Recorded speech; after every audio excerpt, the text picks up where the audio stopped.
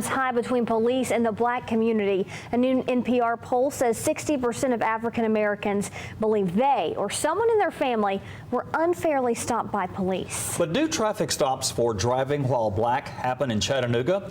As Alana LaFleur tells us in tonight's special investigation, some drivers say absolutely. Alana.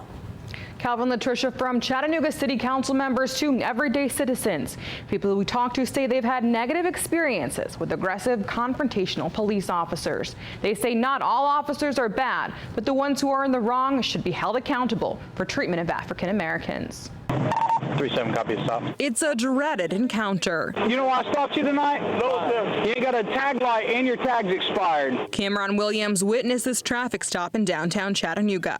He says young black men were in the car and he worried about their safety. Well, I used my First Amendment right and I voiced my opinion and I said, that's unfair. You're targeting these African Americans and we're tired of it. But I'm going to ask you one time to keep it down, okay? Keep it down. That's not illegal. Right. Seconds later. I told you once to keep it down. Or what?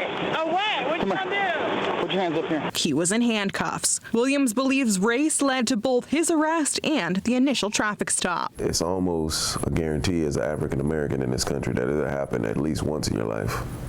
And that's what really scares me and really pains me in my soul. He says police have stopped him about 24 times. Hamilton County court records show a similar number of traffic charges. I would say 80% of us driving while black just to see if, anything else was going on. According to 2011 statistics from the U.S. Department of Justice, police were more likely to pull over blacks than whites or Hispanics.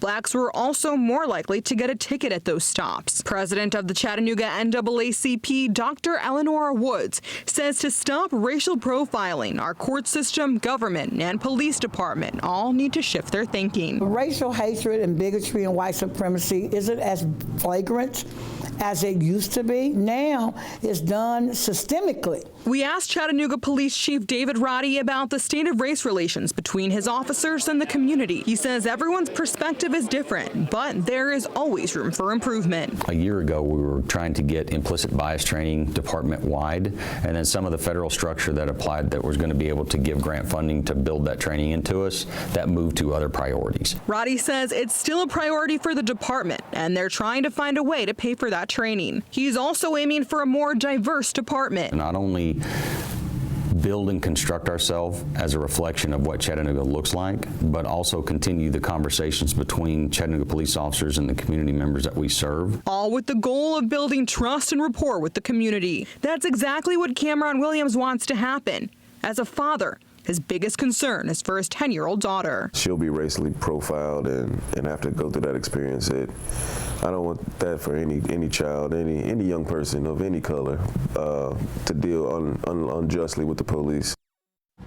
We wanted to know if an African American is more likely to get pulled over in Chattanooga, but we discovered there's no way to tell. Within 2 to 3 months, the Chattanooga Police Department is expected to launch an electronic citation system.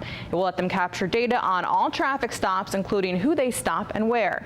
Chief RODDY says he feels the department needs it so they can better study and analyze its behavior. Calvin. Thanks, Alana.